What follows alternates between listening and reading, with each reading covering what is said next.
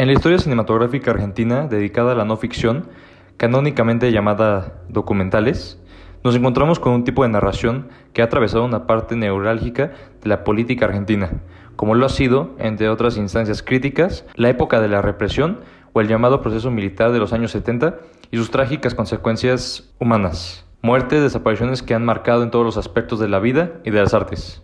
Se le llama memoria activa a esta necesidad esencial de testimoniar lo pasado desde las voces de testigos de la experiencia directa, traumática y pregnante. Al mismo tiempo que diversos cineastas de aquellas décadas oscuras construyeron narrativas comprometidas con este tema que nos influyen hasta el presente.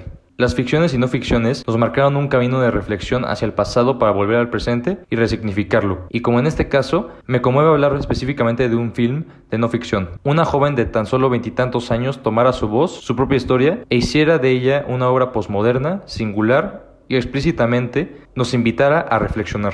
El cambio cultural y discursivo que se produce entre la década del 70 y el año 2000 es lo que me interesa poner bajo la lupa. Partiendo de documentales de cruda denuncia, con áspero material de archivo, se alzan voces que narran esas descarnadas realidades coyunturales a su época, construidas sobre un mundo narrativo hecho de observaciones de la realidad, donde se construyeron relatos que captan y representan aquello que ahí latía en la calle. Una mirada directa y sin filtros desde la cámara hacia la realidad.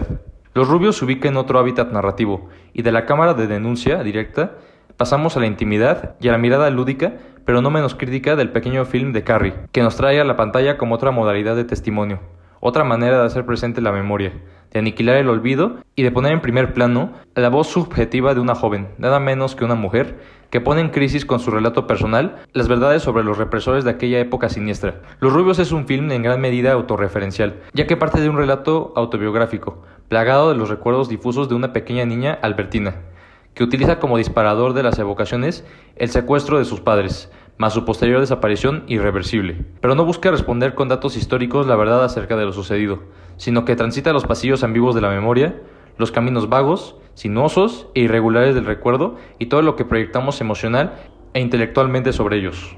Sus padres son reconstruidos a través de la evocación, del relato de terceros y de su propia imaginación. Este no es un viaje hacia una certeza, este es un viaje hacia una interrogación, la entidad como pregunta y no como conclusión. La lucha por hacer resurgir a aquellos que otros aniquilaron, y así, la palabra y la imagen funcionan como soporte de esta búsqueda personal. Carrie arma un rompecabezas hecho de fragmentos diversos y performáticos, uniendo escenas de registro observacional donde la misma Albertina aparece en cuadro preguntando a vecinos sobre la vida de su familia en cuestión, va enlazando fragmentos de archivo de su pueblo, de su barrio, de sus calles, y suma a todo esto una recreación hecha basándose en juguetes, absolutamente fuera de los cánones de un documental tradicional, donde se pone en escena frente a cámara con un juego de Playmobil el relato infantil de la posible reconstrucción del secuestro de sus progenitores. Es el relato de la mirada de una niña, y la realidad son los juguetes que toman vida con su relato.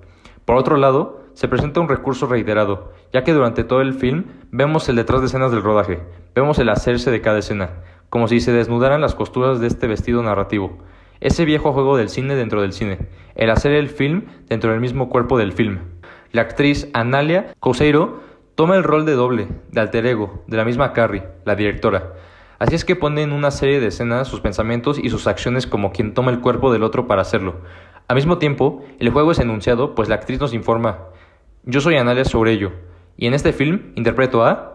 Y la enunciación deja de lado toda intención de engaño, sino que marca la transparencia del film. Este desdoblamiento identitario es sumamente poderoso, no solo porque deja ver la artificialidad de la puesta en escena como mecanismo de la narración pura del lenguaje en movimiento y los procedimientos de la memoria, sino porque permite que seamos testigos de la mirada que la misma realizadora construye para verse a sí misma, a la distancia, y así reflexionar sobre su lugar en esta historia que no es ni más ni menos que la fabulación de su propia biografía. Analia Sourello, como si cambiara en las distintas etapas de la vida de Albertina o de sus roles en la vida. Sobre ello, sentada en una plaza del pueblo con una peluca larga y rubia, piensa, y escuchamos su voz en off: viví en un país lleno de fisuras. Lo que fue el centro clandestino donde mis padres permanecieron secuestrados, hoy es una comisaría. La generación de mis padres y los que sobrevivieron a una época terrible reclaman ser protagonistas de una historia que no les pertenece. Sin el film, no está en imagen viva la familia biológica de Carrie. Lo que sí vivimos es que el equipo de rodaje vive ahí para encarnar a su otra familia, sus Rubios, su identidad.